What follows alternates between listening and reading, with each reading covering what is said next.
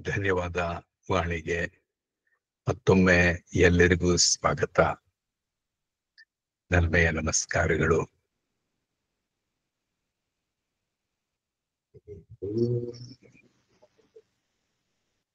ಗುರುರ್ ಬ್ರಹ್ಮ ಗುರುರ್ ವಿಷ್ಣು ಗುರುರ್ ದೇವೋ ಮಹೇಶ್ವರ, ಗುರು ಸಾಕ್ಷಾತ್ ಪರಬ್ರಹ್ಮ ತಸ್ಮೈ ಶ್ರೀ ಗುರವೇ ನಮಃ.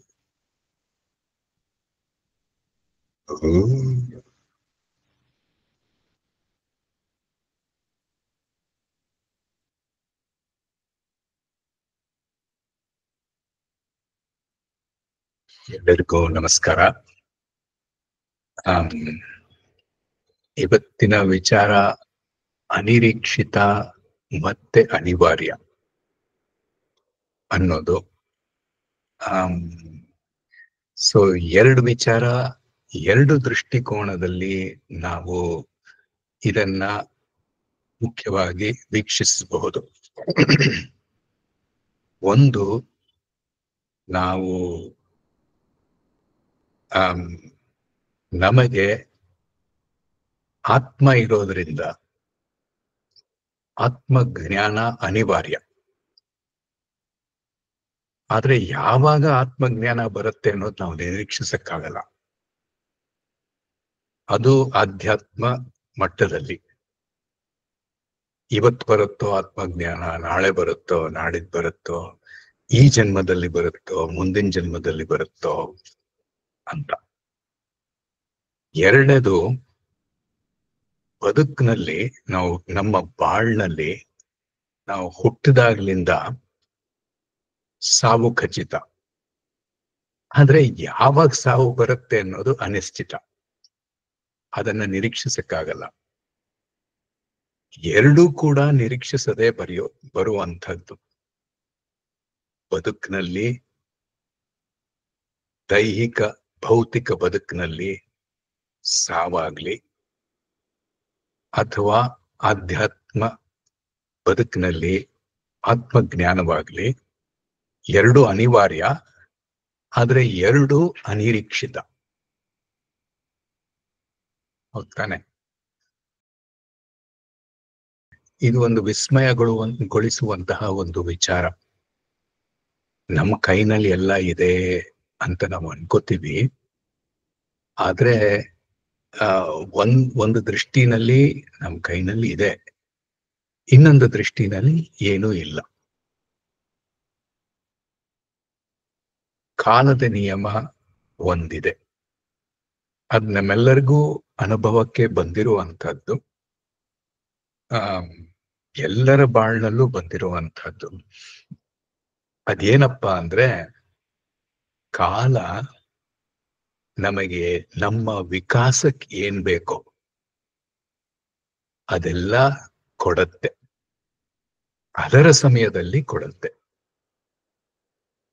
ನಮ್ಮ ಆಸೆಗೆ, ದುರಾಸೆಗೆ ಬಗ್ಗಿ ವಸ್ತುಗಳನ್ನ, ಸಂಬಂಧಗಳನ್ನ, ಬದುಕಿನಲ್ಲಿ ಇರ್ತಕ್ಕಂಥ ಸನ್ನಿವೇಶಗಳನ್ನ ನೀಡದೆ ಹೋದ್ರು, ನಮ್ಮ ವಿಕಾಸಕ್ಕೋಸ್ಕರ ನಾವು ಕೇಳದೇನೆ ಕಾಲ ನಮಗ್ ಬೇಕಾಗಿರೋದನ್ನ ಕೊಡುತ್ತೆ. ನಮ್ಮ ಬೇಡಿಕೆಗಳು, ಆಸೆಗಳು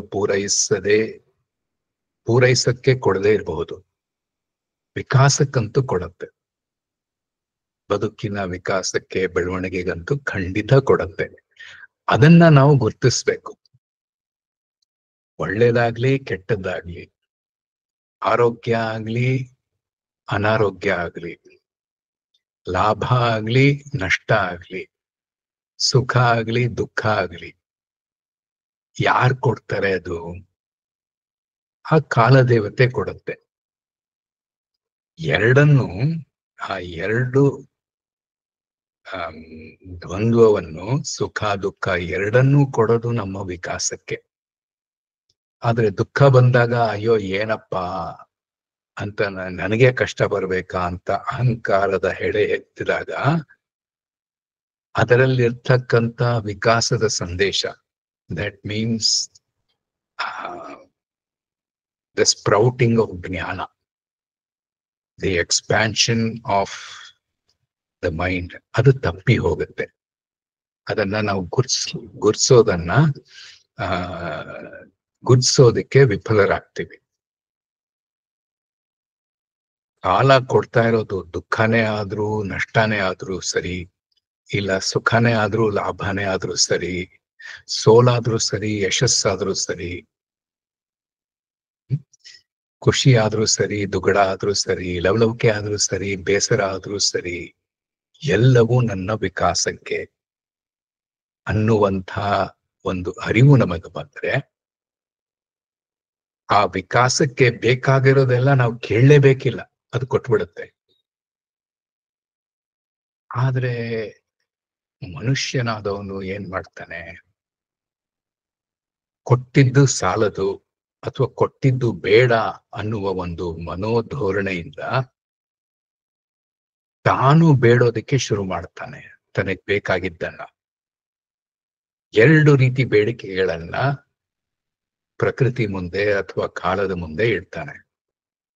ಒಂದು, ತನಗೆ ಬೇಕಾಗಿದ್ದು ತನಗೆ ದೊರಕಬೇಕು ಅಂತ. ಇನ್ನೊಂದು, ನನಗೆ ಬೇಡವಾಗಿರುವಂಥದ್ದು ನನಗೆ ದೊರಕಬಾರದು, ನನ್ನಿಂದ ದೂರವಿರಬೇಕು. ಅದು ಬೇಡದೆ ಇರುವಂತಹದ್ದು ವಸ್ತು ಆಗ್ಲಿ, ಇಲ್ಲವೇ ಸಂಬಂಧ ಆಗ್ಲಿ, ಇಲ್ಲವೇ ಸನ್ನಿವೇಶ ಆಗ್ಲಿ, ನನ್ನಿಂದ 1000 ಮೈಲಿ ದೂರ ಇರಬೇಕು, ನನ್ನ ಕಣ್ಣಿಗೆ ಬೀಳಬಾರ್ದು, ನನ್ನ ಮನಸ್ಸಿಗೆ ಗೋಚರ ಆಗ್ಬಾರ್ದು ಅನ್ನುವಂಥದ್ದು. ಈ ಎರಡು ರೀತಿ ಬೇಡಿಕೆಗಳು ತನ್ನ ಆಸೆ ಪೂರೈಕೆಗೋಸ್ಕರ ಮಾಡ್ತಾನೆ, ವಿಕಾಸವನ್ನ ಮರ್ತೇ ಬಿಡ್ತಾನೆ. ಹಾಗಾಗಿ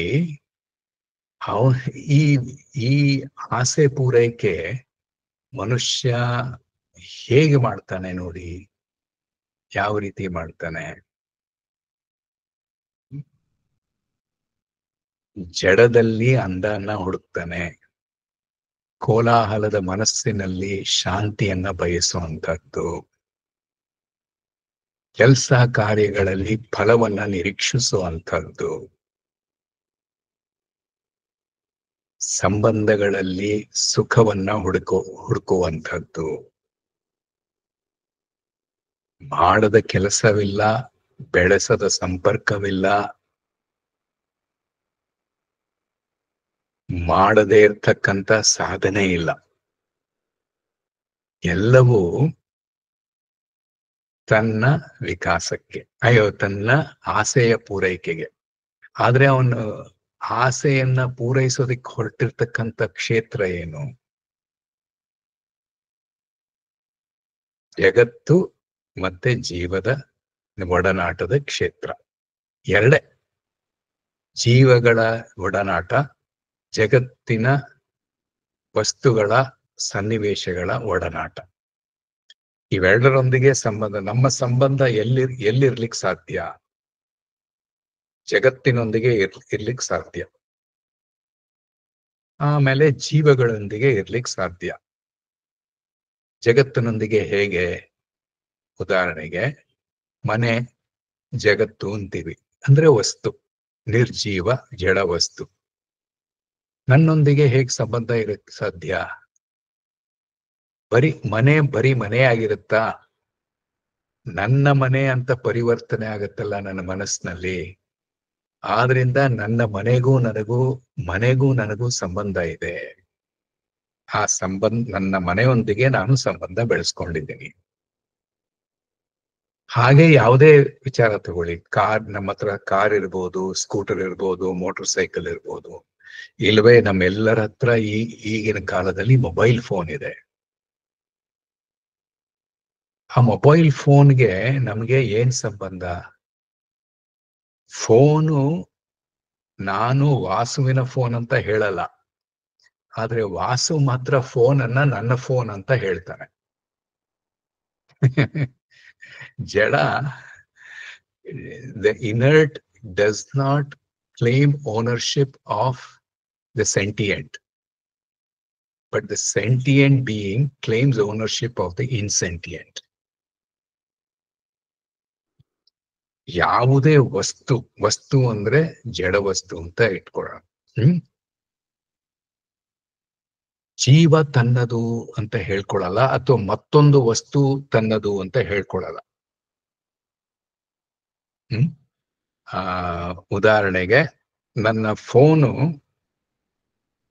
ತಾನಿರುವ ಕೋಣೆಯಲ್ಲಿ ನಾನು ಇಟ್ಟಿದ್ರೆ, ನಮ್ಮ ಮಲಗೋ ಕೋಣೆಯಲ್ಲಿ ಇಟ್ಟಿದ್ರೆ, ಆ ಕೋಣೆ ನನ್ನದು ಅಂತ ಫೋನು ಹೇಳ್ಕೊಳಲ್ಲ.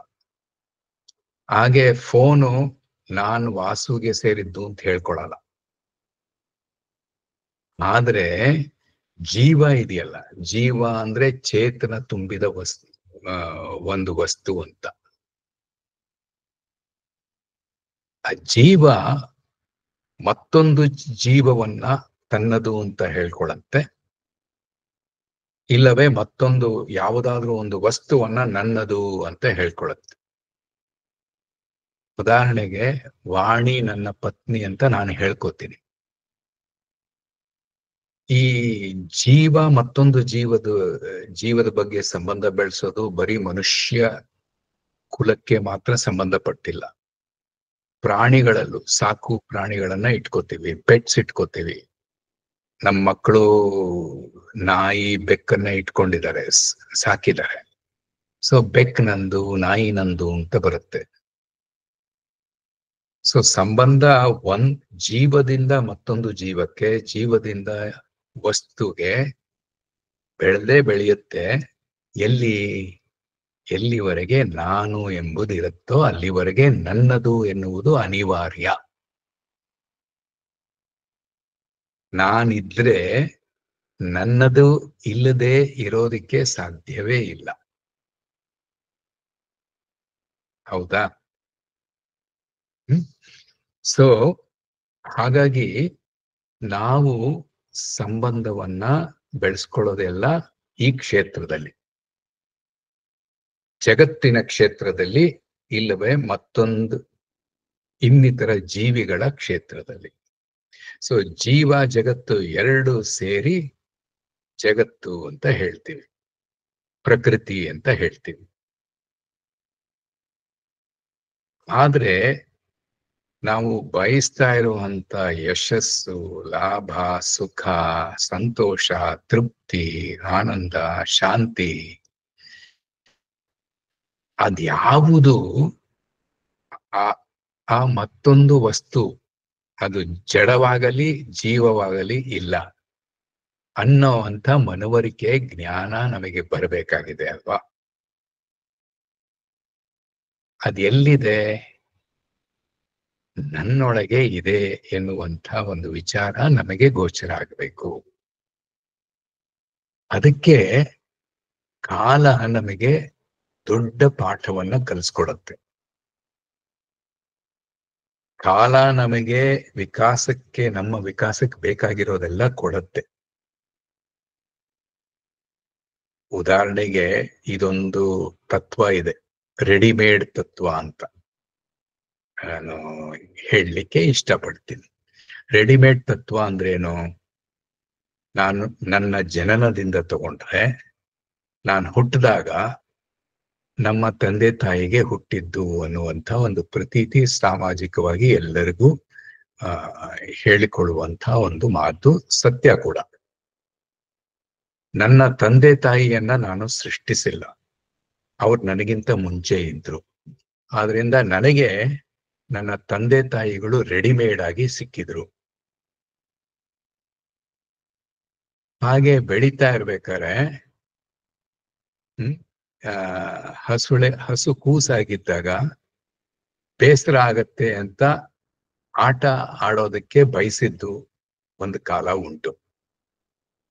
ಆ ಕೂಸಿಗೆ ಆಟ ಆಡೋದಕ್ಕೆ ಆಟದ ಸಾಮಾನು ರೆಡಿಮೇಡ್ ಆಗಿ ಸಿಕ್ತು, ತಂದೆ ತಾಯಿಗಳು ತಂದ್ಕೊಟ್ರು. ನಾನ್ ತಯಾರಿಸ್ಲಿಲ್ಲ, ನಾನ್ ಕೂಸಾಗಿದ್ದಾಗ ಆಟದ ಸಾಮಾನು ತಯಾರಿಸ್ಲಿಲ್ಲ, ಆಟದ ಸಾಮಾನು ರೆಡಿಮೇಡ್ ಬಂತು. ಮತ್ತೆ ಬೆಳೀತಾ ಬೆಳೀತಾ ವಿದ್ಯಾಭ್ಯಾಸ, ಕಾಲದ ನಿಯಮ, ಶಾಲೆ ರೆಡಿಮೇಡ್ ಆಗಿ ಬಂತು. ನಾನ್ ಶಾಲೆಯನ್ನ ನಿರ್ಮಾಣ ಮಾಡ್ಲಿಲ್ಲ. ಶಾಲೆ ಜೊತೆಗೆ ಸಹಪಾಠಿಗಳು, ಸ್ನೇಹಿತರು, ಬಂಧುಗಳು ರೆಡಿಮೇಡ್ ಆಗಿ ನನಗ್ ಸಿಕ್ಕಿದ್ರು. ಹಾಗೆ ಬೆಳೀತಾ ಇದ್ದಾಗ ವಿದ್ಯಾಭ್ಯಾಸ ಪದವಿ ಆದ್ಮೇಲೆ ಹಣ ಸಂಪಾದನೆ ಬೇಕು ಅಂದಾಗ ಉದ್ಯೋಗ ಕೂಡ ರೆಡಿಮೇಡ್ ಆಗಿ ಬಂತು. ನಾನು 4 ಕಂಪನಿಗಳಲ್ಲಿ ಕೆಲಸ ಮಾಡಿದೀನಿ. ಆ 4 ಕಂಪನಿಗಳು ನನಗೆ ರೆಡಿಮೇಡ್ ಆಗಿ ಸಿಕ್ತು. ನಾನೇನ್ ಕಂಪನಿಯನ್ನ ಪ್ರಾರಂಭ ಮಾಡ್ಲಿಲ್ಲ. ಆಮೇಲೆ ಸ್ವಲ್ಪ ಯವನಾವಸ್ಥೆಯಲ್ಲಿ ಸ್ವಲ್ಪ ಇಂದ್ರಿಯಗಳು ಪ್ರಚೋದನೆ ಆಗಿ ಒಂದು ಸಂಗಾತಿ ಬೇಕು ಅನ್ನಿಸ್ತು. ವಾಣಿ ಕೂಡ ರೆಡಿಮೇಡ್ ಆಗಿ ಸಿಕ್ಕಿದ್ರು ನನಗೆ. ನಾನೇನ್ ವಾಣಿನ ತಯಾರಿಸ್ಲಿಲ್ಲ. ಮಕ್ಕಳು ರೆಡಿಮೇಡ್ ಆಗಿ ಬಂದ್ರು ಕೆಲವು ವರ್ಷಗಳ ನಂತರ. ನಾನು ಹೇಳ್ಬೋದು ನಾವು ಸ್ವಲ್ಪ ಏನೋ ಸ್ಪರ್ಶ ಸುಖದಿಂದ ನಮ್ದೊಂದು ಅಂಶ ಇತ್ತು ಅಂತ. ಆದ್ರೆ ಅದು ಆಕ್ಚುಲ್ ಆಗಿ ರೆಡಿಮೇಡ್ ಆಗಿ ಬಂದಿದೆ. ಆಮೇಲೆ ಆಯ್ತು, ಅನುಭವ ಆಯ್ತು, ಜೀವನದ್ದು ಸುಖ ಅನುಭವಿಸಿದ್ದಾಯ್ತು, ಜ್ಞಾನದ ದಾಹ ಬಂತು. ಜ್ಞಾನದ ದಾಹಕ್ಕೆ ವೇದಾಂತ ಉಪನಿಷತ್ಗೆ ತಿರುಗಿದ್ದಾಯ್ತು. ವೇದಾಂತ ಉಪನಿಷತ್ ಕೂಡ ರೆಡಿಮೇಡ್ ಆಗಿ ನನಗೆ ಬಂದಿದ್ದು. ಅದನ್ನ ಹೇಳೋದಿಕ್ಕೆ ಮಹಾತ್ಮರು, ಗುರುಗಳು ರೆಡಿಮೇಡ್ ಆಗಿ ನನಗೆ ಸಿಕ್ಕಿತ್ತು. So everything in this life has come readymade to be. Birth, growth, then ಜ್ಞಾನ ರೆಡಿಮೇಡ್ ಆಗಿ ಬಂದಿದೆ. ಅದಲ್ಲದೆ ಇನ್ನೂ ಒಂದಿದೆ, ಸಾವು ಕೂಡ ರೆಡಿಮೇಡ್ ಆಗೇ ಬರುತ್ತೆ. ನಾನೇನ್ ತಯಾರಿಸ್ಬೇಕಾಗಿಲ್ಲ. ಕಾಲ ಕಳೀತಾ ಇದ್ದಂಗೆ ಸಾವಿನ ಹತ್ತಿರ ನಾವು ಜರುಗ್ತಾ ಇದೀವಿ ಅನ್ನೋ ಒಂದು ಕಾಲದ ನಿಯಮ ಅಲ್ವಾ? ಸೊ ಇದು ಈ ರೆಡಿಮೇಡ್ ತತ್ವ ನಮ್ಗೆ ಏನ್ ತಿಳಿಸ್ಕೊಡುತ್ತೆ? ನಾನ್ ಮಾಡ್ದೆ, ನಾನ್ ಸಂಪಾದನೆ ಮಾಡ್ದೆ, ನಾನ್ ಗಿಟ್ಟಿಸ್ದೆ ಅನ್ನುವಂತ ಒಂದು ಭಾವನೆ ಇದೆಯಲ್ಲ, ಅದನ್ನ ನಾವು ಪುನಃ ಪರಿಶೀಲಿಸುವಂತ ಒಂದು ಕೆಲಸಕ್ಕೆ, ಒಂದು ಮನೋಧರ್ಮಕ್ಕೆ ನಮಗೆ ನಾವು ತೊಡಗಿಸಿಕೊಳ್ಳುವಂತ ಒಂದು ಪರಿಸ್ಥಿತಿಯನ್ನ ಒದಗಿಸ್ಕೊಡುತ್ತೆ. ನಾನ್ ಮಾಡ್ದೆ, ನಾನ್ ಗಳಿಸ್ದೆ, ನಾನ್ ಸಂಪಾದನೆ ಮಾಡ್ದೆ, ನಾನ್ ಇವ್ರನ್ನ ನೋಡ್ಕೋತಾ ಇದ್ದೀನಿ ಅಂತ ನಾನು ನನ್ನ ಮೇಲೆ ನಾನು ಅಹಂಕಾರ ಬೆಳೆಸ್ಕೊತೀನಲ್ಲ, ನಾನ್ ಮಾಡ್ದೆ ಅನ್ನುವಂಥದ್ದು, ಅದನ್ನ ಪುನಃ ಪರಿಶೀಲಿಸು ನೀನು ಅಂತ ಕಾಲ ನನಗೆ ಹೇಳ್ತಾ ಇದೆ.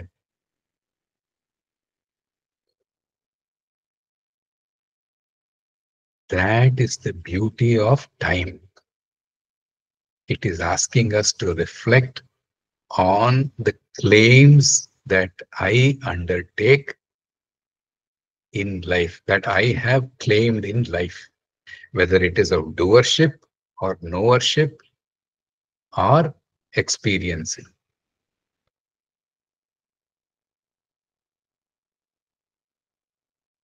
ಯಾಕೆ ಅಂದ್ರೆ ಕಾಲದಲ್ಲಿ ಅನುಭವ ಬರುತ್ತೆ. ಯಾವುದೇ ಅನುಭವ, ಸುಖದ ಅನುಭವ ಆಗ್ಲಿ, ಉಲ್ಲಾಸದ ಅನುಭವ ಆಗ್ಲಿ, ಅದು ಕಾಲದಲ್ಲಿ ಬರುತ್ತೆ. ಆಮೇಲೆ ಅದು ಹೋಗುತ್ತೆ. ಕಾಲದ ಇನ್ನೊಂದು ಮುಖ ಉಂಟು. ನಮಗೆ ಕಾಲ ಏನ್ ಕೊಟ್ಟಿದ್ಯೋ ಮತ್ತೆ ಏನ್ ಕೊಡತ್ತೋ ಅದೆಲ್ಲವನ್ನೂ ವಾಪಸ್ಸು ತಗೊಳತ್ತೆ. ನನಗೆ ಬಾಲ್ಯ ಕೊಡ್ತು ಕಾಲ. ಈಗ ನನ್ನ ಬಾಲ್ಯ ಎಲ್ಲಿದೆ? ಕಾಲನೇ ತೆಗೆದುಕೊಂಡು ಹೋಯ್ತು. ಈಗ ನನಗೆ 65 ವರ್ಷ. ಬಾಲ್ಯ ಎಲ್ಲೋಯ್ತು? ಕಾಲಕ್ಕೆ ಸೇರಿ ಹೋಯ್ತು. ತಾರುಣ್ಯ ಕಾಲ ಕೊಡ್ತು. ತಾರುಣ್ಯ ಕಾಲಕ್ಕೆ ಮತ್ತೆ ಲೀನವಾಗಿ ಹೋಯ್ತು. ಯೌವನ ಕೂಡ ಕಾಲ ಕೊಡ್ತು. ಯೌವನನ ವಾಪಸ್ಸು ಕಾಲ ತೆಗೆದುಕೊಳ್ತು. ಹಾಗೆ ಮಧ್ಯಮ ವಯಸ್ಸು, ಹಿರಿಮೆ ಕಾಲ ಕೊಡ್ತಾ ಇದೆ, ಕೊಟ್ಟಿದೆ.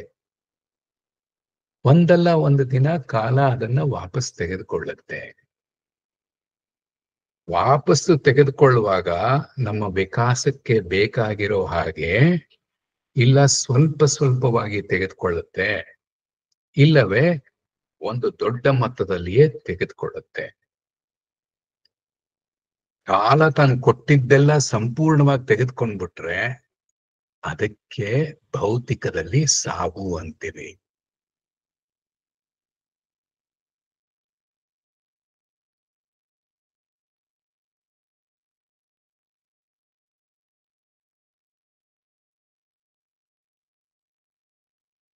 ಸೊ ಇದು ಕಾಲದ ನಿಯಮ.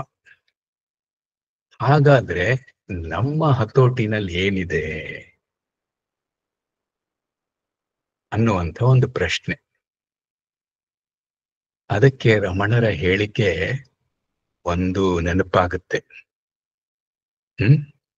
ರಮಣರು ಹೇಳ್ತಾರೆ, ಅವರ ತಾಯಿ ಅವರಿಗೆ ಜ್ಞಾನೋದಯ ಆಗಿ ರಮಣರ ತಾಯಿ ತಿರುವಣ್ಣಾಮಲೈಗೆ ಬಂದು ವಾಪಸ್ ಮನೆಗೆ ಬಾ, ನಮ್ ಜೊತೆನೆ ಇರು, ನೀನೇನ್ ಬೇಕೋ ನೀನ್ ಮಾಡಬಹುದು, ನಿನ್ನ ಜೀವನ ನಿನ್ನಂತೆ ನಡಿಬಹುದು ಅಂತ ಹೇಳಿದಾಗ ರಮಣರು ತಿರುವಣ್ಣಾಮಲೈಯನ್ನ ಬಿಟ್ಟು ಬರೋದಿಲ್ಲ. ಅವರು ತಮ್ಮ ತಾಯಿ ಅತ್ತು ಕರೆದು ಗೋಗರ್ಕೊಂಡ್ರು ಯಾವುದೇ ಪ್ರತಿಕ್ರಿಯೆ ತೋರಿಸದೆ ಹಾಗೆಯೇ ಇರ್ತಾರೆ, ಸ್ಥಿರವಾಗಿ ಅಲ್ಲಾಡದೆ. ಅದಕ್ಕೆ ರಮಣ ಕೆಲವು ಭಕ್ತರು ಕೇಳ್ತಾರೆ, ರಮಣ ಭಕ್ತರು, ಏನಾದ್ರೂ ಒಂದು ಒಂದು ಸಮಾಧಾನ ಹೇಳ್ಬಾರ್ದ ನಿಮ್ಮ ತಾಯಿಗೆ ಅಂತ. ಅದಕ್ಕೆ ಉತ್ತರವಾಗಿ ರಮಣರು ಹೇಳ್ತಾರೆ, ನಮ್ಮ ವಿಧಿ ಲಿಖಿತದಲ್ಲಿ ಏನಾದ್ರೂ ಆಗಬೇಕಾಗಿದ್ದರೆ ಅದು ಆಗಿಯೇ ತೀರುವುದು. ಅದನ್ನ ಎಷ್ಟೇ ತಡೆಯಲು ಪ್ರಯತ್ನಿಸಿದರೂ ಸರಿ. ಹಾಗೆ ನಮ್ಮ ವಿಧಿ ಲಿಖಿತದಲ್ಲಿ ಏನಾದರೂ ಬಾರದಿದ್ದರೆ ಅದು ಆಗುವುದೇ ಇಲ್ಲ. ಎಷ್ಟು ಪ್ರಯತ್ನ ಮಾಡಿದರೂ ಸಾಧಿಸಿದರೂ ಅದನ್ನ ಮಾಡಲು ಸರಿ. ಆದ್ದರಿಂದ ಮೌನವಾಗಿರುವುದೇ ಲೇಸು ಅಂತ. What is destined to happen will anyway happen. Try as hard as you may to prevent it. What is destined not to happen will not happen. Try as hard as you may to achieve it. The best course, therefore, is to remain silent. ರಮಣರ ಮಾತಿದು.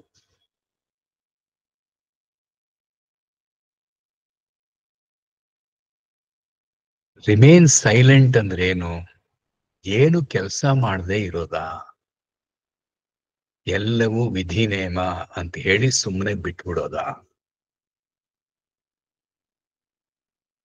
ಉದಾಹರಣೆಗೆ, ನನಗೆ ಮಂಡಿ ನೋವು ಬರುತ್ತೆ ಅಥವಾ ಬೆನ್ನೋವು ಬರುತ್ತೆ, ಇದು ವಿಧಿ ನೇಮ ಅಂತ ಹೇಳಿ ನಾನು ವೈದ್ಯರ ಹತ್ರ ಹೋಗದೆ ಇರಬಹುದಾ? ಅದು ಸುಮ್ಮನೆ ಇರಬೇಕು ಅಂತ ಅಲ್ಲ. ಬಂದದ್ದು ಪರಮಾತ್ಮನ ಪ್ರಸಾದ ಅಂತ ಸ್ವೀಕರಿಸೋದು, ಅದಕ್ಕೆ ಬೇಕಾಗಿರೋದನ್ನ ಅಸಂಗವಾಗಿ ಕೆಲಸ ಮಾಡೋದು. ಏನು ಬದಲಾಯಿಸಬಹುದು ಅನ್ಸುತ್ತೋ ಆ ಬದಲಾವಣೆ ಪ್ರಯತ್ನ ಮಾಡಬೇಕು, ಆದ್ರೆ ಅಸಂಗವಾಗಿ ಮಾಡಬೇಕು. ಅಸಂಗ ಯಾತ್ರ ಬಗ್ಗೆ? ಫಲದ ಬಗ್ಗೆ. ಆ ಬದಲಾವಣೆಯ ಪ್ರಯತ್ನ ಯಶಸ್ಸಾಗತ್ತೆ ಅನ್ನುವಂಥ ಫಲದ ನಿರೀಕ್ಷೆಯ ಬಗ್ಗೆ ಅಸಂಗವಾಗಿ ಕೆಲಸ ಕಾರ್ಯ ಮಾಡಬೇಕು. ಯಶಸ್ಸಾದ್ರೆ ಒಳ್ಳೇದು, ಅದು ನಮ್ಮ ಯಶಸ್ಸು ನಮ್ಮ ವಿಧಿ ಲಿಖಿತದಲ್ಲಿದೆ. ಯಶಸ್ಸಾಗದೇ ಇದ್ರೆ ಅದೇ ವಿಧಿ ಲಿಖಿತದಲ್ಲಿದೆ, ಆದ್ರಿಂದ ಅದನ್ನು ಸ್ವೀಕರಿಸೋದು. ಸೊ ಅದಕ್ಕೆ ಶ್ರೀ ಕೃಷ್ಣ ಪರಮಾತ್ಮ ಕೂಡ ಹೇಳ್ತಾನೆ, ಕರ್ಮಣ್ಯೇವಾಧಿಕಾರಸ್ಥೆ ಮಾ ಫಲೇಶು ಕದಾಚನ ಮಾ ಕರ್ಮ ಫಲ ಹೇತುರ್ಭೋ ಮಾತೆ ಅಸಂಗೋಸ್ತ್ವ ಕರ್ಮಣಿ ಅಂತ. ಮಾತೆ ಸಂಗೋಸ್ತ್ವ ಅಕರ್ಮಣಿ ಅಂತ. ಅಂದ್ರೆ ಕೆಲಸ ಮಾಡ್ಬೇಕು, ಎರಡಕ್ಕೆ ಅಂಟ್ಕೊಂಡಿರ್ಬಾರ್ದು. ಒಂದು ಫಲಕ್ಕೆ, ಇನ್ನೊಂದು ನಿಷ್ಕ್ರಿಯತೆಗೆ, ಅಕರ್ಮಕ್ಕೂ ಅಂಟ್ಕೊಂಡಿರ್ಬಾರ್ದು. ಫಲ ನನ್ನದಲ್ಲ, ನನಗೆ ಫಲದ ಮೇಲೆ ಹಕ್ಕಿಲ್ಲ ಅಂತ ಹೇಳಿ ನಾನು ಕರ್ಮ ಮಾಡದೇ ಇರ್ಬಾರ್ದು. ಕರ್ಮ ಅಂದ್ರೆ ಕೆಲಸ ಅಂತ ಇಲ್ಲಿ ಅರ್ಥ. ಕರ್ಮ ಮಾಡದೇ ಇರಬಾರ್ದು. ಕರ್ಮ ಮಾಡದೇ ಇದ್ರೆ ಏನಂತ ಹೇಳ್ತೀವಿ?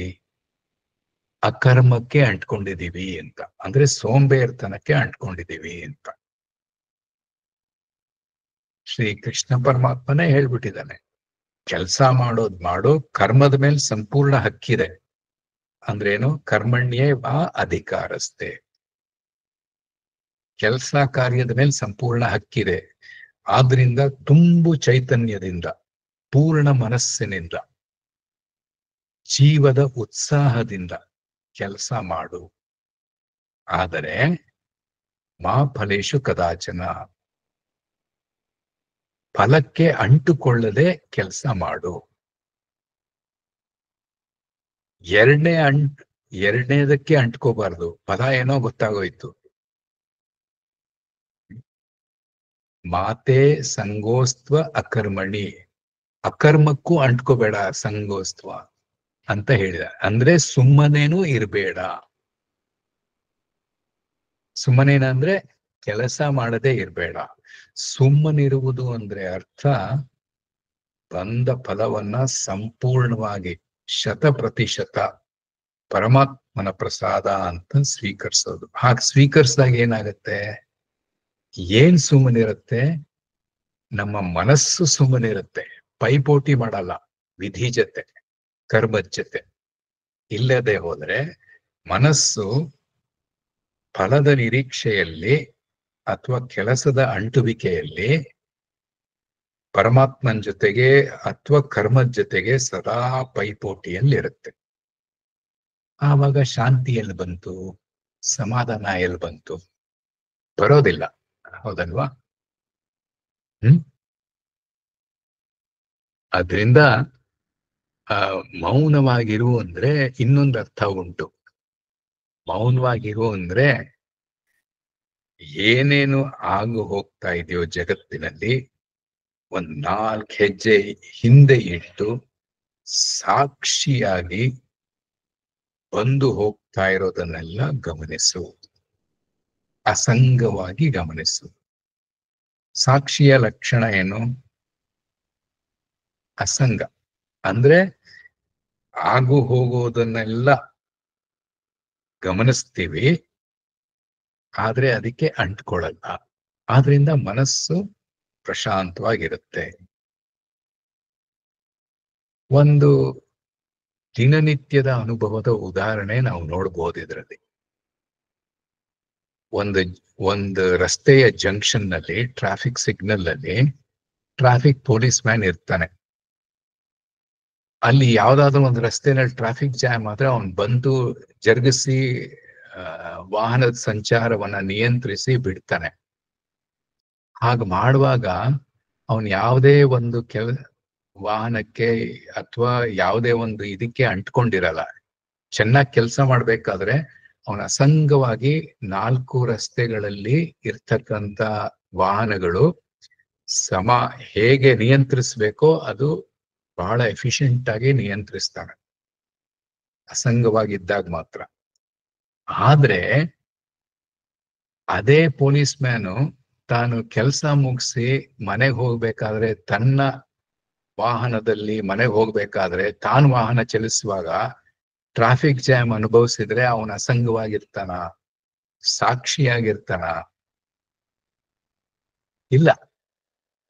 ಯಾಕೆ ಹೇಳಿ? ಯಾವುದರಲ್ಲಿ ನಾನು ಹೊಂದ್ಕೊಂಡ್ಬಿಟ್ಟಿರ್ತೀನೋ, ಅಂಟ್ಕೊಂಡ್ಬಿಟ್ಟಿರ್ತೀನೋ ಆ ಸ್ಥಿತಿಯಲ್ಲಿ ನಾನು ಸಾಕ್ಷಿಯಾಗಿರ್ಲಿಕ್ಕೆ ಸಾಧ್ಯ ಇಲ್ಲ. ನಾನು ಸಂಘ ಬೆಳೆಸ್ಕೊಂಡ್ರೆ ಸಾಕ್ಷಿಯಾಗಿರ್ಲಿಕ್ಕೆ ಸಾಧ್ಯ ಇಲ್ಲ. ಸಂಘದಲ್ಲಿ ನಾನು ವಸ್ತುವಿನೊಂದಿಗೆ ಅಂಟ್ಕೊಂಡ್ರೆ ಅಥವಾ ಪರಿಸ್ಥಿತಿಗೆ ಅಂಟ್ಕೊಂಡ್ರೆ ಪರಿಸ್ಥಿತಿನಲ್ಲಿ ಆಗ್ತಾ ಇರುವಂತ ಬದಲಾವಣೆಗಳೆಲ್ಲ, ಪರಿಸ್ಥಿತಿನಲ್ಲಿ ಆಗ್ತಾ ಇರುವಂತ ಏರುಪೇರೆಲ್ಲ ನನಗೇ ಆಗ್ತಾ ಇದೆ ಅಂತ ನನ್ನ ಮನಸ್ಸು ಕೂಡ ಏರುಪೇರಾಗುತ್ತೆ.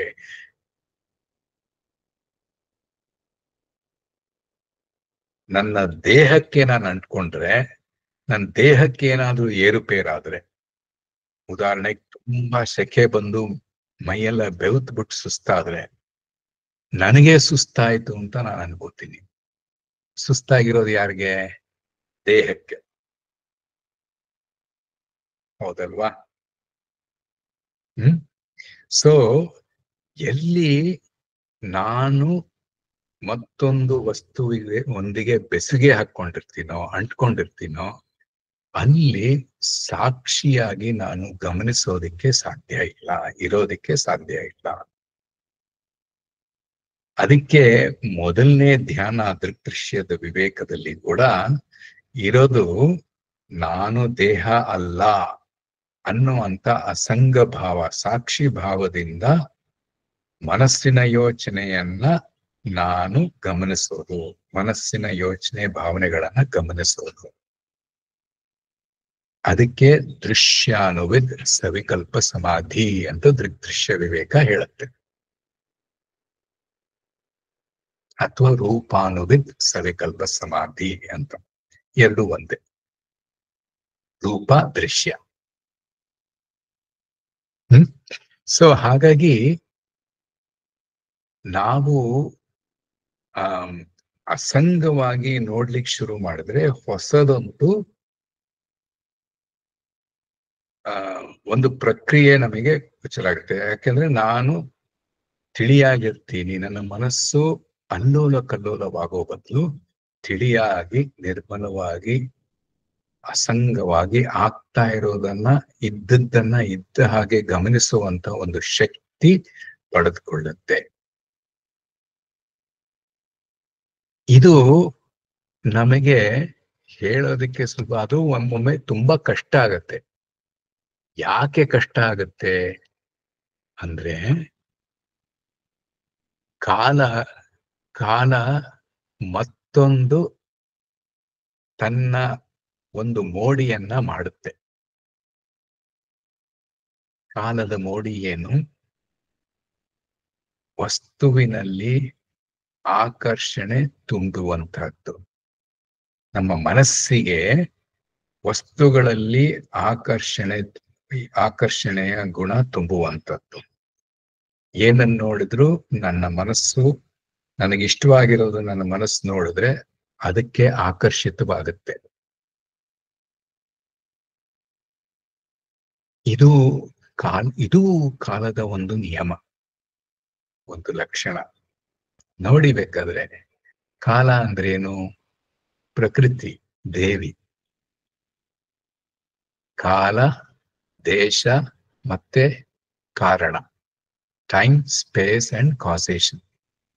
All these are nature or ಪ್ರಕೃತಿ.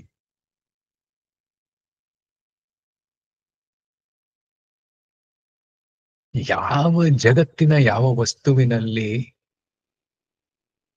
ಆಕರ್ಷಣೆ ಇಲ್ಲ, ಸುಂದರವಾಗಿಲ್ಲ ನೋಡಿ, ಸೌಂದರ್ಯ ಇಲ್ಲ ಅಂತ ನೋಡಿ.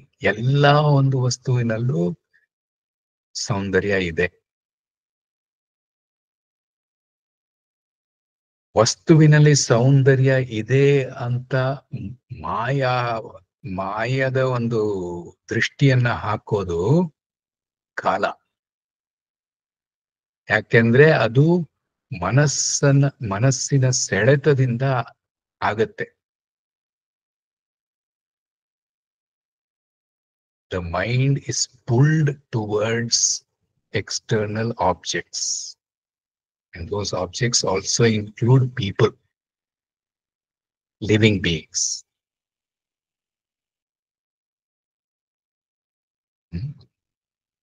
ಈ ಸೆಳೆತದಿಂದ ಏನಾಗುತ್ತೆ? ವಸ್ತುಗಳ ಸೆಳೆತದಿಂದ ಒಂದು ಪರಿಣಾಮ ಆಗತ್ತೆ. ಕಾಲ ಸತ್ಯವನ್ನ ಮುಸುಕಿ ಹಾಕತ್ತೆ.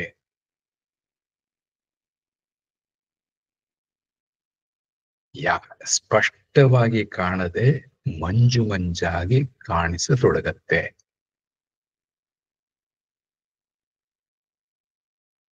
ಮುಂಜಾನೆಯ ಮಂಜು ಹೇಗೆ ಸ್ವಲ್ಪ ದೂರದಲ್ಲಿ ದೃಶ್ಯ ಅಸ್ಪಷ್ಟವಾಗಿ ಮಂಜು ಮಂಜಾಗಿ ಕಾಣುತ್ತೋ,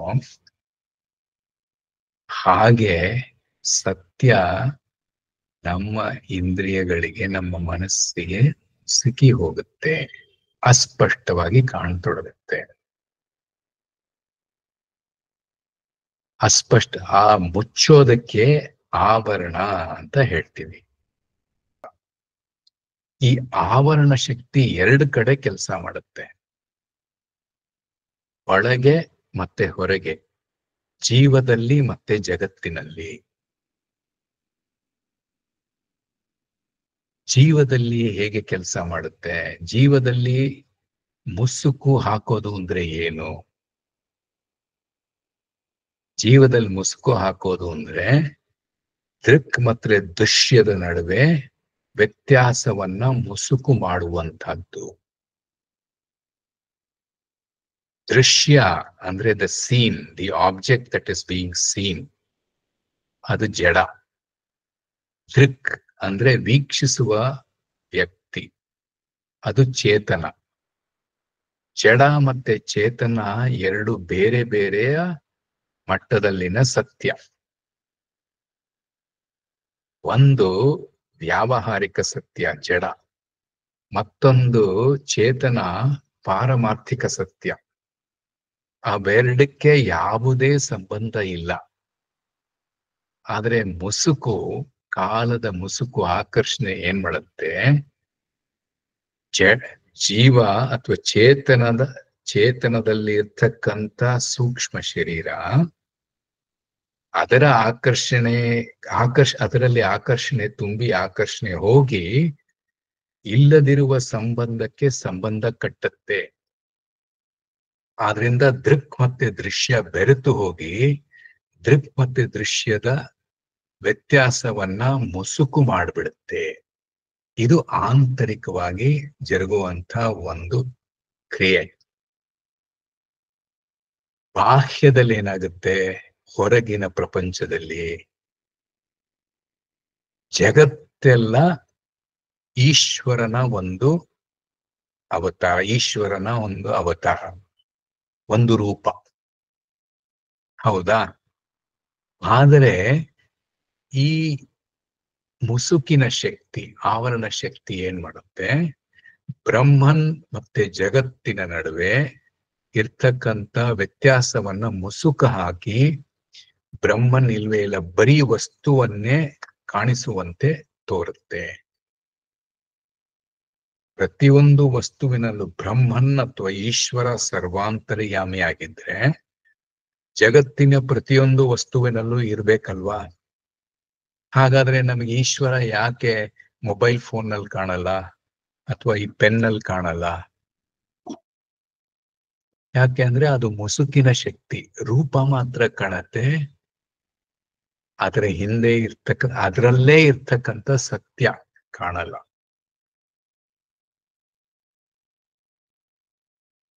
ಇದು ಕಾಲದ ಒಂದು ಚೇಷ್ಟೆ, ಒಂದು ಆಟ. ಆದ್ರಿಂದ ಸತ್ಯವನ್ನ ನಿಜವಾಗಿಯೂ ಎಲ್ಲಿ ಹುಡುಕಬೇಕು? ಪರಮಾತ್ಮನನ್ನ ಎಲ್ಲಿ ಹುಡುಕಬೇಕು?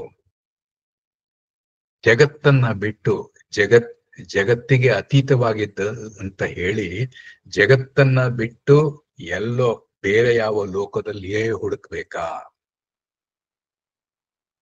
ಇಲ್ಲ. ಪ್ರತಿಯೊಂದು ವಸ್ತುವಿನಲ್ಲೂ ಪರಮಾತ್ಮ ಇದ್ದಾನೆ. ಯಾಕಂದ್ರೆ ಪರಮಾತ್ಮನ ಒಂದು ಅವತರಣಿಕೆ ಜಗತ್ತು. ಸೊ ಅಲ್ಲೇ ಹುಡುಕ್ಬೇಕು. ಹೇಗ್ ಸಿಗ್ತಾನೆ ಪರಮಾತ್ಮ? ಮುಸ್ಕನ್ನ ತೆಗೆದ್ರೆ ವಸ್ತುವಿನಲ್ಲೂ ಪರಮಾತ್ಮ ಪ್ರಜ್ವಲಿಸ್ತಾ ಇರ್ತಾನೆ. ಅಂತರಂಗದಲ್ಲಿ ಮುಸ್ಕನ್ನ ತೆಗೆದ್ರೆ ಪ್ರತಿಯೊಂದು ಯೋಚನೆ, ಭಾವನೆ, ಸ್ಪಂದನ ಸಂವೇದನೆ ಎಲ್ಲೂ ಸಾಕ್ಷಿ ಪ್ರಜ್ವಲಿಸ್ತಾ ಇರುತ್ತೆ, ಸಾಕ್ಷಿಯ ಬೆಳಕು ಪ್ರಜ್ವಲಿಸ್ತಾ ಇರುತ್ತೆ. ಸದಾ ಸಾಕ್ಷಿ ಬೆಳಗ್ತಾನೆ ಇರುತ್ತೆ ಒಳಗೆ. ಅದಕ್ಕೆ ನಾವು ಬದುಕಿರೋದು. ಹೊರಗೆ ಸದಾ ಪರಮಾತ್ಮ ಪ್ರತಿಯೊಂದು ತನ್ನ ಸೃಷ್ಟಿಕರ್ತ ಪ್ರತಿಯೊಂದು ತನ್ನ ಸೃಷ್ಟಿಯಲ್ಲಿಯೂ ಪ್ರಜ್ವಲಿಸ್ತಾ ಇರ್ತಾನೆ. ಅದಕ್ಕೆ ಜಗತ್ತು ಒಂದು ನಿಯಮದಲ್ಲಿರೋದು, ಒಂದು ಆರ್ಡರ್ ನಲ್ಲಿರೋದು.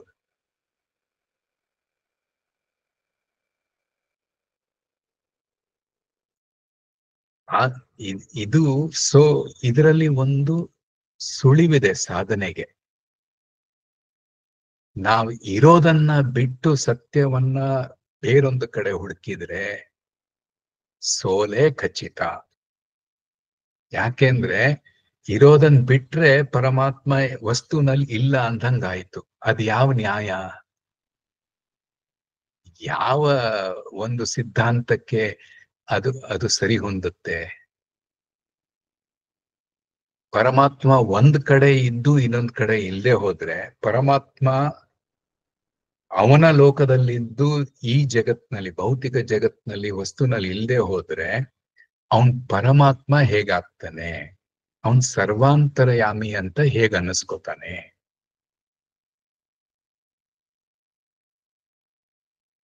ಆದ್ರಿಂದ ಇದನ್ನು ಹುಡ್ಕೋದಕ್ಕೆ ಅಡೆತಡೆ ಮಾಡುವಂತದ್ದೇನು? ನಮ್ಮ ಮನಸ್ಸು. ಯಾಕೆಂದ್ರೆ ಮನಸ್ಸು ಇರೋ ಜಾಗದಲ್ಲಿ ಬಿಟ್ಟು, ಇರೋ ಅನುಭವದಲ್ಲಿ ಬಿಟ್ಟು ಮತ್ತೊಂದು ಹೊಸ ಅನುಭವವನ್ನ ಹುಡ್ಕೊಂಡು ಹೋಗುತ್ತೆ. ಮತ್ತೊಂದು ಹೊಸ ವಸ್ತು ಅಥವಾ ಹೊಸ ಅನುಭವವನ್ನು ಹುಡ್ಕೊಂಡು ಹೋಗುತ್ತೆ. ಯಾಕೆ? ಇಲ್ಲಿಲ್ಲ ಪರಮಾತ್ಮ, ಅಲ್ಲಿದ್ದಾನೆ. ಇಲ್ಲಿಲ್ಲ ಸಾಕ್ಷಾತ್ಕಾರ, ಅಲ್ಲಿದೆ. ಈಗಿಲ್ಲ ಸಾಕ್ಷಾತ್ಕಾರ, ಆಗಿದೆ, ಮತ್ತೊಂದು ಕಡೆ ಇದೆ ಅಂತ, ಮತ್ತೊಂದು ಸಮಯದಲ್ಲಿದೆ ಅಂತ. ಸೊ ಹಾಗಾಗಿ ಮನಸ್ಸು ತಡೆ ಹಾಕೋದು ಎರಡು ಕಾರಣದಿಂದ. ಒಂದು, ಮನಸ್ಸು ಅಲ್ಲೋಲ ಕಲ್ಲೋಲವಾಗಿರುತ್ತೆ.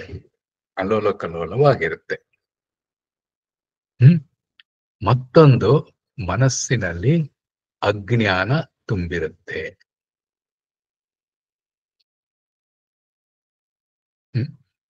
ಮನಸ್ಸಿನಲ್ಲಿ ಸದಾ ತಳಮಳ. ಒಂದು ಸಮಸ್ಯೆ ಮನಸ್ಸಿಂದು ಅಥವಾ ಒಂದು ಗುಣ ಮನಸ್ಸಿಂದು ತಳಮಳ ಅಂದ್ರೆ ಇನ್ಸೆಸೆಂಟ್ ಆಕ್ಟಿವಿಟಿ, ಗೊಂದಲ. ಒಂದಾದ್ಮೇಲೆ ಒಂದು, ಇದ್ ಮಾಡ್ಬೇಕಾ ಅದ್ ಮಾಡ್ಬೇಕಾ, ಈ ಸ್ವಿಂಗ್ ಪೆಂಡ್ಯುಲಮ್ ಹೇಗೆ ಎಡಗಡೆಯಿಂದ ಬಲಕ್ಕೆ ಸ್ವಿಂಗ್ ಆಗ್ತಾ ಇರುತ್ತೆ, ಹಾಗೆ ಮನಸ್ಸು ಸ್ವಿಂಗ್ ಆಗ್ತಾ ಇರುತ್ತೆ. ಮತ್ತೊಂದು ಅಜ್ಞಾನ, ಅಂದ್ರೆ ನಿಜದ ಬಗ್ಗೆ, ಸತ್ಯದ ಬಗ್ಗೆ ಸರಿಯಾದ ತಿಳುವಳಿಕೆ ಇಲ್ಲದೆ ಇರುವಂಥದ್ದು. ಸೊ ಅದಕ್ಕೆ ಎರಡು ಮಾರ್ಗಗಳಿದೆ. ಮನಸ್ಸಿನ ತಳಮಳ ಸಮಸ್ಯೆ ಆಗಿದ್ದರೆ ತಳಮಳವನ್ನ ಸಮಾಧಾನ ಮಾಡಕ್ಕೆ ಯೋಗ ಮಾರ್ಗ ಇದೆ.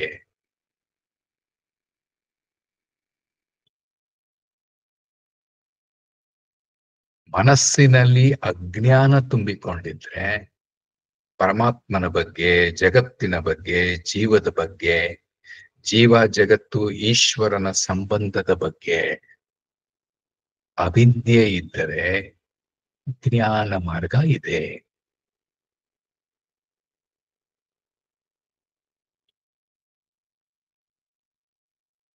ಅದಕ್ಕೆ ಯಾವುದು ಹೆಚ್ಚು ಯಾವುದು ಕಮ್ಮಿ ಅಲ್ಲ.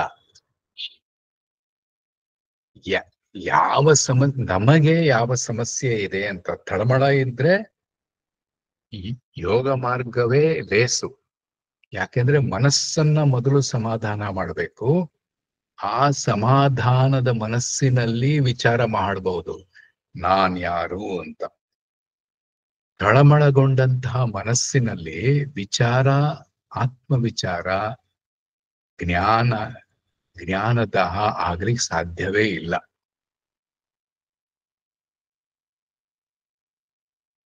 ಹ್ಮ್. ಅದಕ್ಕೆ ಆ ಯೋಗ ಮಾರ್ಗದಲ್ಲೂ ಎರಡು ರೀತಿ ಇದೆ ಅಂತ ಹೇಳ್ತಾರೆ ರಮಣರು. ಮನೋಲಯ ಮತ್ತೆ ಮನೋನಾಶ.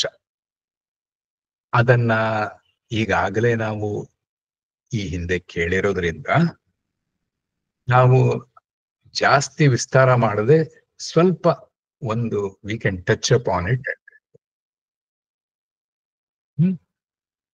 ಸೊ ಮನೋಲಯ ಪ್ರಾಣಾಯಾಮನ ಪ್ರಾಣದ ನಿಯಂತ್ರಣ, ಪ್ರಾಣಬಂಧನ ಲೀನ ಮಾನಸಂ ಅಂತ. ಪ್ರಾಣವನ್ನ ನಿಯಂತ್ರಿಸಿದಾಗ ಮನಸ್ಸು ಲಯವಾಗುತ್ತೆ ಅಂತ. ಅಂದ್ರೆ ಮನಸ್ಸು ಒಂದು ಹಿಡಿತಕ್ಕೆ ಬರುತ್ತೆ, ಸಮಾಧಾನಗೊಳ್ಳುತ್ತೆ. ಆದ್ರೆ ಆ ಲಯವಾದಂತಹ ಮನಸ್ಸು ಮತ್ತೆ ಮೇಲೆ ಏರುತ್ತೆ,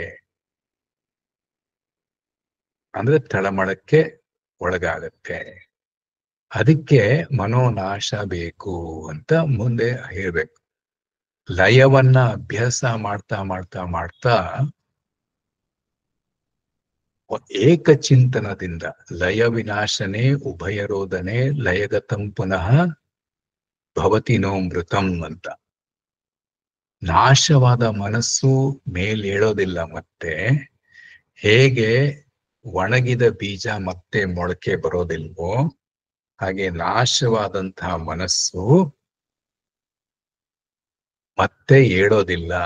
ಆದ್ರೆ ಲಯವಾದ ಮನಸ್ಸು ಯಾವ ಕಾರಣದಿಂದ ಲಯವಾಗಿತ್ತೋ ಆ ಕಾರಣ, ಆ ಶಕ್ತಿ, ಆ ಚೈತನ್ಯ ಅದು ಮಾಸತೊಡಗಿದಾಗ ಮನಸ್ಸು ಮತ್ತೆ ಏಳುತ್ತೆ.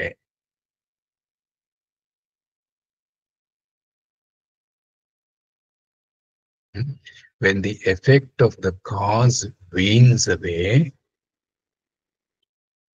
the mind will come back again. ಕಾಸ್ ಏನು? ಪ್ರಾಣಾಯಾಮ. ಅದರಿಂದ ಮನಃಶಾಂತಿ ಬರುತ್ತೆ.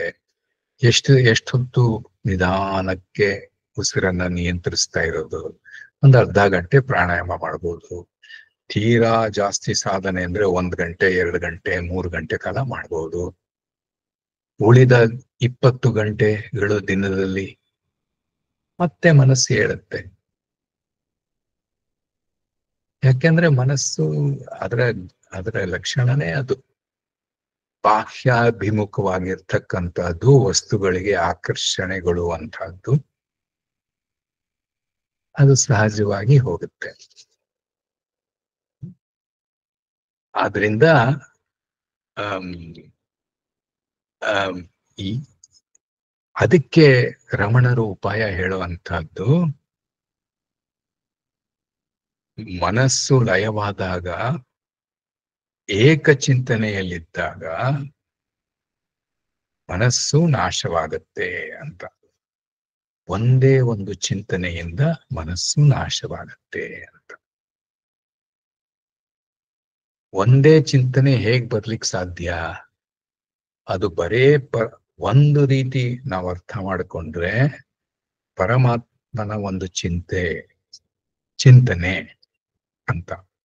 ಒಂದೇ ಒಂದು ಏಕಾಗ್ರತೆ, ವಿಕಾಸವಾದ ಒಂದು ಚಿಂತನೆಯಿಂದ, ನಾನ್ ಯಾರು ಎನ್ನುವ ಏಕಚಿಂತನೆಯಿಂದ ಮನಸ್ಸು ನಾಶವಾಗುತ್ತೆ.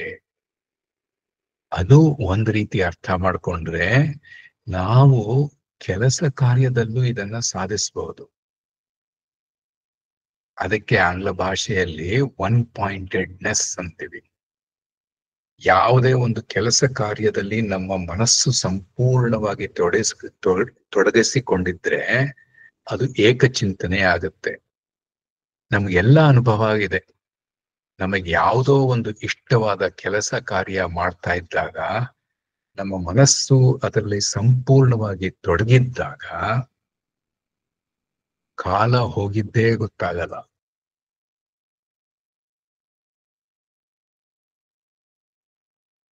ನಮಗೆ ಇಷ್ಟವಾದ ಸಂಗೀತ ನಾವು ಕೇಳ್ತಾ ಇದ್ರೆ, ನನಗೆ MS ಸುಬ್ಬಲಕ್ಷ್ಮಿ ಅಂದ್ರೆ ಅವರ ಸಂಗೀತ ಅಂದ್ರೆ ತುಂಬಾ ಇಷ್ಟ. ಅವರ ಧ್ವನಿ ಮುದ್ರಿಕೆಯನ್ನ ಹಾಕೊಂಡ್ರೆ ಅರ್ಧ ಗಂಟೆ ಕಳೀತಾ 1 ಗಂಟೆ ಕಳೀತಾ ಗೊತ್ತೇ ಆಗಲ್ಲ.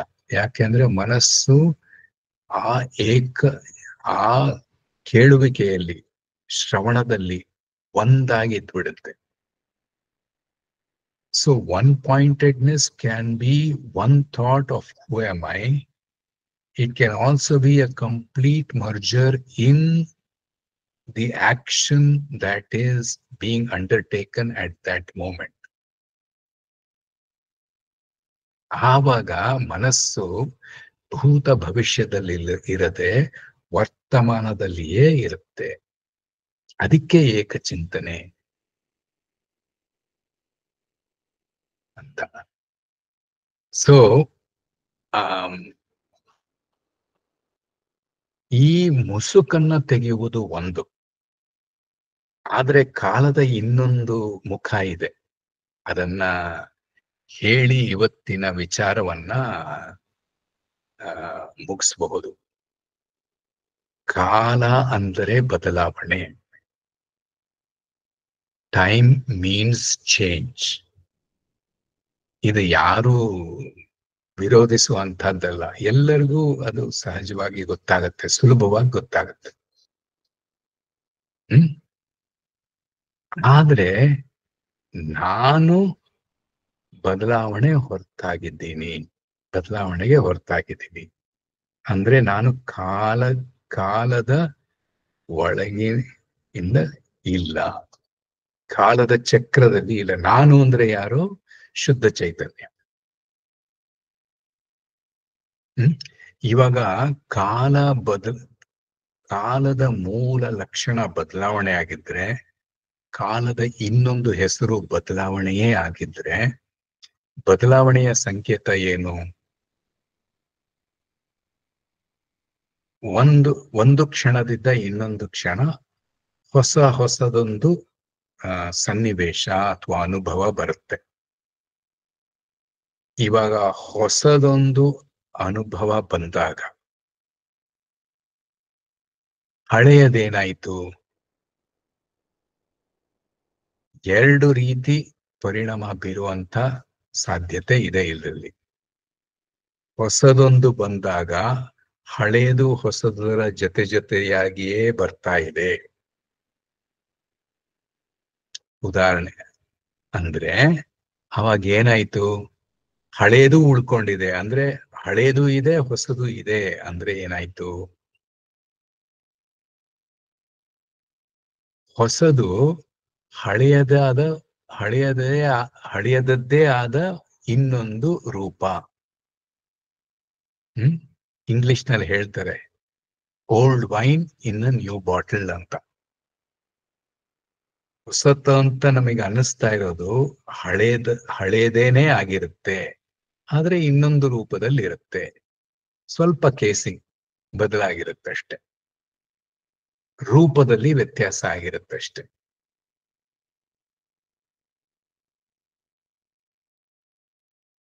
ಅದು ಕೇವಲ ಬದಲಾವಣೆ. ಅಂದ್ರೆ ಕಾಲದ ಪ್ರಕ್ರಿಯೆಗೆ ಒಳಪಡಿಸಿದ್ದಂಥದ್ದು ಅಂತ. ಅಂದ್ರೆ it is subject to a process ಅಂದ್ರೆ ಒಂದು ಹಂತದಿಂದ ಇನ್ನೊಂದು ಹಂತಕ್ಕೆ ಕಂಟಿನ್ಯೂಟಿ ಬರುವಂತಹದ್ದು. ಇವಾಗ ನಾನು ಸಾಧನೆ ಮಾಡ್ತಾ ಇದ್ದೀನಿ, ಪ್ರಾಣಾಯಾಮ ಮಾಡ್ತೀನಿ, ಧ್ಯಾನ ಮಾಡ್ತೀನಿ, ನನಗೆ ನೆನ್ನೆಗಿಂತ ಇವತ್ತು ಕಮ್ಮಿ ಕೋಪ ಬರ್ತಾ ಇದೆ ಅಂತ ಅನ್ಕೊಳ್ಳೋಣ.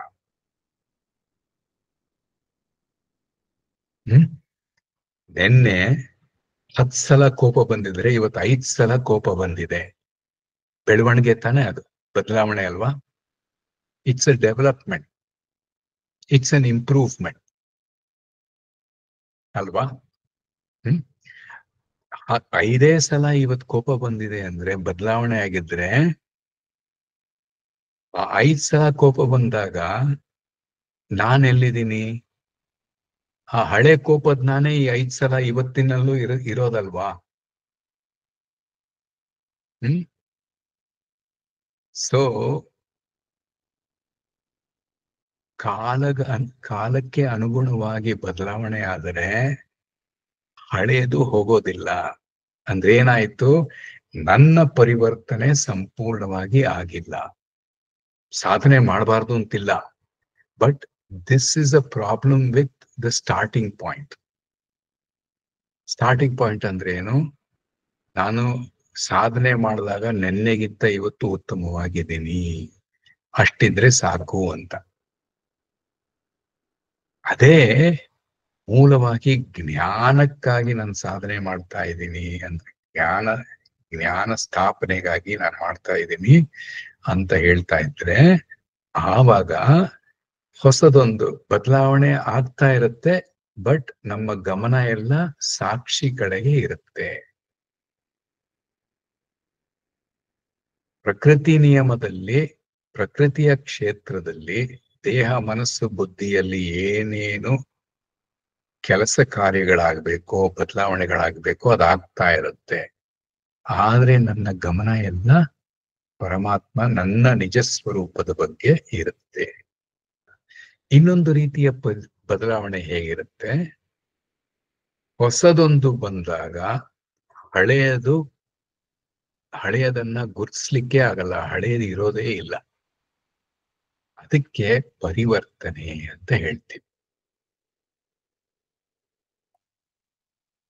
ಆವಾಗ ಏನಾಗುತ್ತೆ, ಹೊಸದೊಂದು ನಿರ್ಮಾಣ ಆದಾಗ, ಹೊಸದರಲ್ಲಿ ಹಳೆಯದು ಸಂಪೂರ್ಣವಾಗಿ ನಾಶವಾದಾಗ ಅದೇ ಮನೋಲಯ ಅಂತ ಹೇಳೋದು. ಮನೋನಾಶ ಅಂತ ಹೇಳೋದು. ಹೊಸತರೊಂದಿಗೆ ಹಳೆಯದು ಜೊತೆಯಾಗಿ ಬಂದಾಗ ಅದಕ್ಕೆ ಮನೋಲಯ ಅಂತ ಹೇಳ್ತೀವಿ. ಹಳೆಯದು ಉಳಿದಿರುತ್ತೆ, ಆದ್ರೆ ಸ್ವಲ್ಪ ಕಮ್ಮಿ ಪ್ರಮಾಣದಲ್ಲಿರುತ್ತೆ. ಗುಣದಲ್ಲಿ ಹಳೆಯದು ಹಳೆಯದಾಗಿಯೇ ಇರುತ್ತೆ. ಇದರಲ್ಲಿ ಅರ್ಥ ಏನಾಗುತ್ತೆ ನಮಗೆ ಅಂದ್ರೆ, ದ ಸೆಲ್ಫ್, ನಾನು ಅನ್ನೋದು ಒಂದೇ. ಹಳೆಯ ನಾನು, ಹೊಸ ನಾನು ಅನ್ನೋದಿಲ್ಲ. ನೆನ್ನೆಯ ವಾಸು ಇವತ್ತಿನ ವಾಸುಗೆ ಬೇರೆ ಅರ್ಥ. ಅದೇ ವಾಸುನೆ. ಆಧ್ಯಾತ್ಮಿಕವಾಗಿ ಇದೊಂದು ದೊಡ್ಡ ಹೆಜ್ಜೆ. ಯಾಕೆಂದ್ರೆ ಅಜ್ಞಾನದಲ್ಲಿ ಮಾತ್ರ ನಾನು ನನ್ನನ್ನ ಎರಡು ಹೋಳಾಗಿ ಮಾಡ್ತೀನಿ. ನಿಜವಾಗಿಯೂ ಸತ್ಯದಲ್ಲಿ, ಪಾರಮಾರ್ಥಿಕತೆಯಲ್ಲಿ ನಾನು, the self is singular and one. There are no two selves, yesterday's self and today's self ಇಲ್ಲ. ಆದ್ರೆ ಬದಲಾವಣೆಯನ್ನು ಅರಸ್ತಾ ಹೋದ್ರೆ, ನಿನ್ನೆಗಿಂತ ಇವತ್ತು ಉತ್ತಮವಾಗಿದ್ದೀನಿ ಅಂದ್ರೆ, I have created two selves fictitiously in my imagination or in my ignorance. ಇವತ್ತಿನ ನಾನು, ನಿನ್ನೆಯ ನಾನು. ಹಾಗಾಗಿ ನಿಜವಾಗಿಯೂ ಏನಾಗತ್ತೆ, ನಾನು ಸದಾ ಕಾಲ ಬದಲಾಗದೆ ಇರೋ ಅಂಥದ್ದು ಅನ್ನುವುದು ಬದಲಾವಣೆ ಮತ್ತೆ ಪರಿವರ್ತನೆ ಎರಡರಲ್ಲೂ ಕಾಲ ತೋರಿಸ್ಕೊಡ್ತಾ ಇದೆ.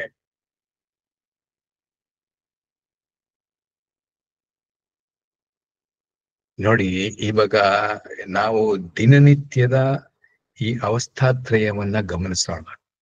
ನಾವೇನ್ ಹೇಳ್ತೀವಿ? ಬೆಳಗ್ಗೆ ಎದ್ದ ಕೂಡ್ಲೆ ನಾನು ಎಚ್ಚರವಾದೆ ಅಂತ, ಮಲಗೆದ್ಮೇಲೆ. ಹೌದಾ? ಆಮೇಲೆ ನಾನು ರಾತ್ರಿ ನಿದ್ದೆ ಹೋದಾಗ ನಾನ್ ನಿದ್ದೆ ಹೋದೆ ಅಂತ ಹೇಳ್ತೀವಿ. ಈ ಸ್ಟೇಟ್ಮೆಂಟ್ ಸರಿನಾ? ನಾನು ನಿದ್ದೆಗೆ ಹೋಗ್ತೀನೋ ಅಥವಾ ನಿದ್ದೆ ನನಗೆ ಬರುತ್ತೋ? ನಾನು ಅನ್ನೋದು ಶುದ್ಧ ಚೈತನ್ಯ ಇದರಲ್ಲಿ, ಈ ದೃಷ್ಟಿನಲ್ಲಿ. That means, does sleep happen to the I or do I sleep? Similarly, do I dream or does dream happen to the I?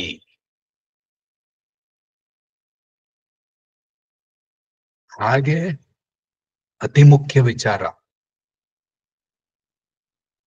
Am I awake or does awakeness happen to me? Waking state happen to me?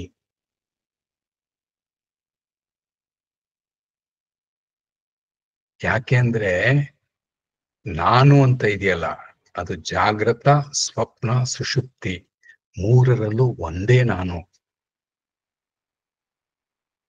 ನಾನು ನಿದ್ದೆ ಹೋದ್ರೆ ಎಚ್ಚರವಾಗಿದ್ದ ನಾನು ನಿದ್ದೆ ಹೋದ ನಾನಿಗಿಂತ ಭಿನ್ನವಾಗಿರ್ಬೇಕು, ಬೇರೆ ಆಗಿರ್ಬೇಕು.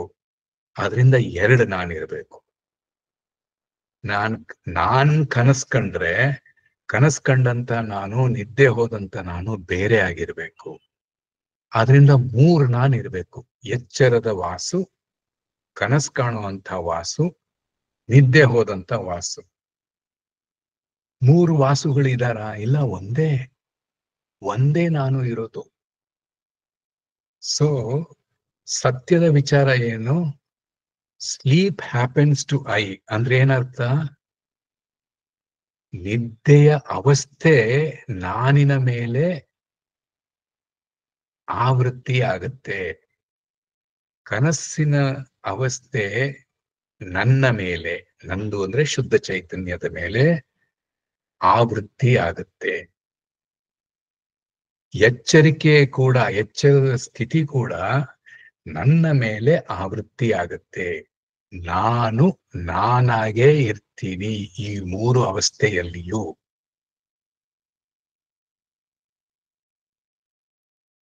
ಇದು ಕಾಲ ತೋರಿಸ್ಕೊಂಡು ಪ್ರತಿನಿತ್ಯ ಇದರ ಅನುಭವ ಆಗತ್ತೆ.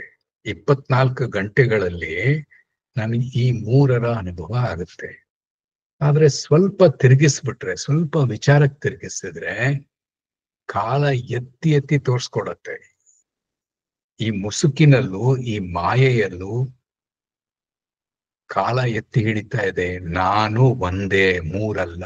ಈ ಅವಸ್ಥಾತ್ರಯದಲ್ಲಿ ಮೂರು ನಾನಿಲ್ಲ, ಒಂದೇ ನಾನಿರೋದು. ನಾನು ಬದಲಾಗ್ತಾ ಇಲ್ಲ ಎಚ್ಚರದ ಸ್ಥಿತಿಯಲ್ಲಿ. ಎಚ್ಚರಿಕೆ ನನ್ನ ಮೇಲೆ ಒಂದು ಅವಸ್ಥೆಯ ಎಚ್ಚರಿಕೆ ಅವಸ್ಥೆ ನನ್ನ ಮೇಲೆ ಹೊರ್ತಾ ಇದೆ, ಹೇರ್ತಾ ಇದೆ. ಆ ಹೊದಿಕೆ ತೆಗೆದುಹಾಕ್ಬಿಟ್ರೆ, ಎಚ್ಚರದ ಹೊದಿಕೆ ತೆಗೆದುಹಾಕ್ಬಿಟ್ರೆ ಏನಾಗತ್ತೆ? ನಾನು ಉಳಿಯತ್ತೆ. ಕನಸಿನ ಹೊದಿಕೆ ತೆಗೆದುಹಾಕ್ಬಿಟ್ರೆ ಏನು ಉಳಿಯತ್ತೆ? ನಾನು ಉಳಿಯತ್ತೆ. ನಿದ್ದೆಯ ಹೊದಿಕೆ ತೆಗೆದುಹಾಕಿದ್ರೆ ಏನು ಉಳಿಯತ್ತೆ? ನಾನೇ ಉಳಿಯತ್ತೆ. ಸೊ ನಮ್ ಸಾಧನೆ ಏನಾಗಿರ್ಬೇಕು? ಯೋಗದಲ್ಲಾಗ್ಲಿ ಆತ್ಮವಿಚಾರದಲ್ಲಾಗ್ಲಿ ಹೊದಿಕೆಯನ್ನ ತೆಗೆದು ಹಾಕೋದು. ಅಂದ್ರೆ ಆವರಣವನ್ನ ತೆಗೆದು ಹಾಕೋದು. ಆವಾಗ ಕಾಲ ನಮಗೆ ಬಾಗಿ ನಿಲ್ಲುತ್ತೆ. ಯಾಕೆಂದ್ರೆ ಕಾಲ, ನಾನು ದೇಹವಾದ್ರೆ ನಾನು ಕಾಲಕ್ಕೆ ಅಧೀನಾಗಿರ್ತೀನಿ. ನಾನು ಸಾಕ್ಷಿಯಾದರೆ ಕಾಲವನ್ನ ಮೀರುತ್ತೀನಿ. ಆಗ ಕಾಲ ನನ್ನ ಅಧೀನದಲ್ಲಿರುತ್ತೆ. ಕಾಲದಲ್ಲಿ ಬದಲಾವಣೆ ಆಗ್ತಾ ಇರುತ್ತೆ, ಆದ್ರೆ ನಾನು ಮಾತ್ರ ಸಾಕ್ಷಿಯಾಗಿ ಇರ್ತೀನಿ.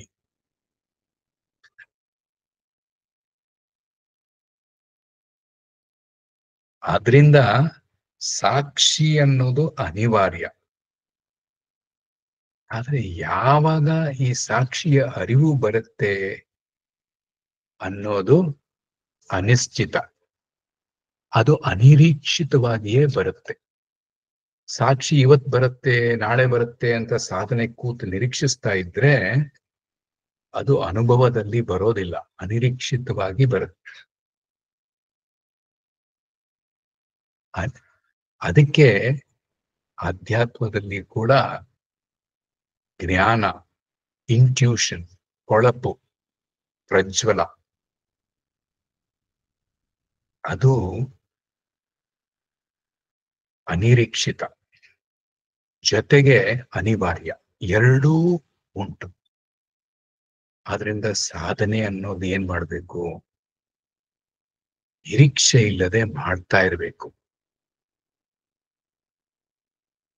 ಪರಮಾತ್ಮನಿಗೆ, ನನ್ನಲ್ಲೇ ಇರ್ತಕ್ಕಂಥ ಪರಮಾತ್ಮನಿಗೆ ಯಾವಾಗ, ಯಾವ ರೀತಿಯಲ್ಲಿ, ಯಾವ ಬಗೆಯಲ್ಲಿ, ಯಾವ ರೂಪದಲ್ಲಿ, ಯಾವ ಅನುಭವದಲ್ಲಿ ನನಗೆ ಗೊತ್ತಾಗಬೇಕು ಅನ್ನೋದು ಅವನಿಗೆ ಗೊತ್ತು. ಆದ್ರಿಂದ